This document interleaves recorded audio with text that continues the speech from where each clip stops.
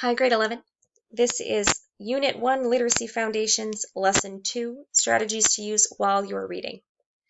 Today's strategies focus on this skill. I select, monitor, and modify strategies as needed.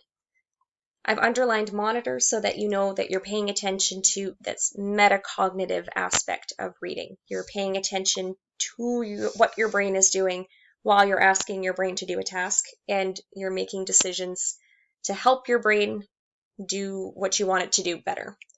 In this case, it's reading more efficiently and more effectively. So we're going to talk about how to modify strategies based on how difficult the text is. And Tiny the dog is going to help us with some metaphors and analogies with this. And we're also going to talk about modifying what you're doing based on how much attention you're paying while you're reading. So let's think of what makes a text more challenging than another. Tiny and I went and climbed a couple of mountains this summer. So as you can see in this example, it was a very challenging mountain for her to climb. It was very steep. We're going to use the idea of climbing mountains as an adorable analogy for thinking of text difficulty. So a text that would be really challenging, like the mountain that Tiny is currently climbing there, might be the vocabulary being really unfamiliar or really specific to its subject area. It could be that you have insufficient background knowledge about the topic, or significantly less background knowledge than the author expects you to have. It could be that you're feeling really overwhelmed and stressed and you're having a hard time focusing. It could be that it's written in a weird and unfamiliar style, or that it's really hard to understand the tone. Missing jokes and things like that can make a text more confusing. And it could just be that the text is poorly written. This happens sometimes too. Okay, so the question is, what do we do with a text that is really, really challenging, that has a bunch of these different things posing challenges for you? What if it's challenging to the point where you basically can't make any progress through it? Okay. This is how I would suggest approaching, modifying your strategies, how to approach a text like that. Think like you're a troop of rock climbers. A troop, a group, whatever.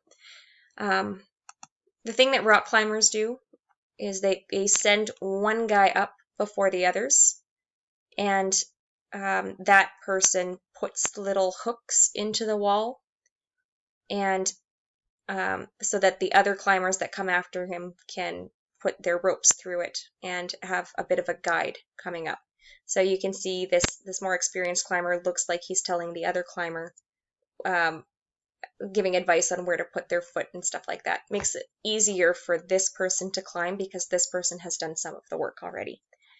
So to do this for yourself, think back to those challenges that we talked about text posing and identify which ones you can tackle one at a time. So say it's the vocabulary is one of the aspects. You might go through and only pay attention to the vocabulary and make yourself a glossary, or annotate easier synonyms or definitions beside the words, so that when you come back up the next time, those you don't have to do that work again. Yeah, there's a whole list of other strategies there.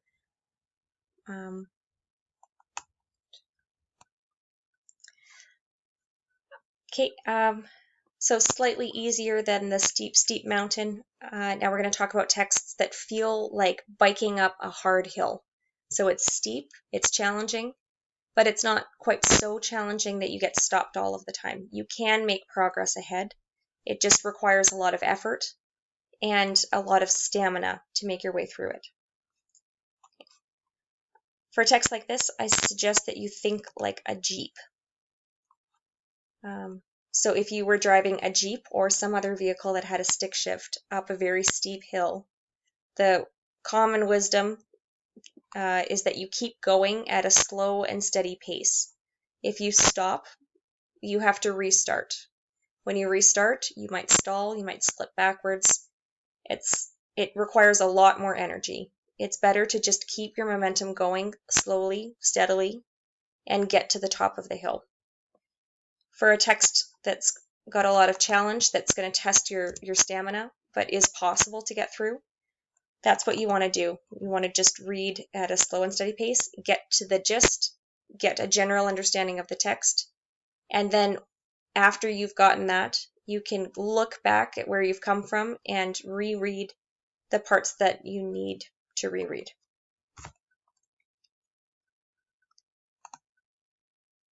Okay. And now if we're thinking about like a flat walk or a very slight inclined hike,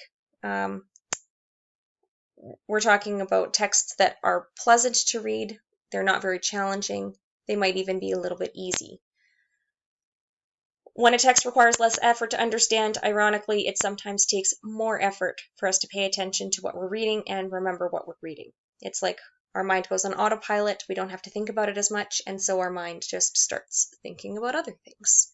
I know I've certainly gotten to the end of a page and realized that I haven't actually read or processed a single word that I have looked at. Right, we've all been there. Strategy for this one. So it's less about monitoring your comprehension and more about monitoring your attention. My favorite strategy for this is called test your recall. It's like you stop every once in a while and look back at where you've come from. You pause every few paragraphs or every page or so. You close your eyes and you tell yourself what you just read. You just talk to yourself in your head for a second. Then you reread that section and notice what you missed. If you noticed that you missed a lot of things, you might want to go back and reread that section more carefully. If you didn't miss that much, you're pretty happy with how solid your comprehension is and your retention, your ability to recall the information, then you can just keep going. It's a very quick, very effective strategy. It's also a very useful one for studying. So if you have to learn the material, testing your recall is it's a good way to reinforce what you're learning in your brain.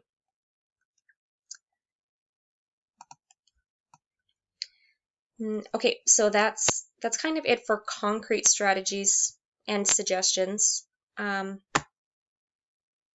There's a lot more to talk about though with these topics, and we're going to talk about this throughout the semester, especially in our small groups and in conferences one-on-one with me. So what I would like to know is what focus or attention challenges could you use help with as a reader? So if you look, this is when Tiny decided that she was done with climbing and needed to be carried. The video is going to pause here in a second so that you can write to me a little bit. Internal distractions, by this I mean daydreaming, feeling stressed out about your to-do list, worrying about something that's going to happen later or something that has already happened. External distractions are things like the environment around you, sounds, other people. Usually it's something that's physical in your environment. Often it's siblings. Zoning out, like does your mind just go blank and time passes without you even realizing it? Okay.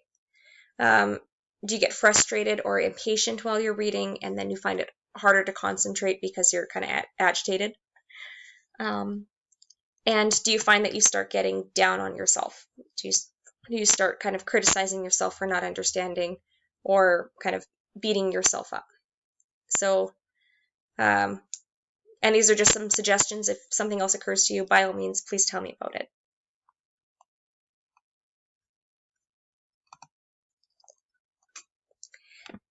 Okay, I'd also like to hear about some focus and attention challenges that you found strategies for, or specifically, like what strategies have you found that work for these?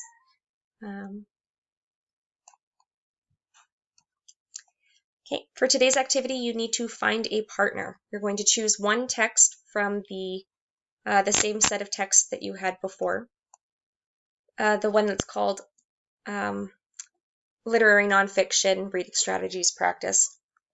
And you're going to read one text together out loud, and together you're going to help each other test your recall after every single paragraph. Then I would like you to read another one of the texts on your own and test your recall after each paragraph. And there's a quick Google form reflection for you to complete before you move on to the next lesson.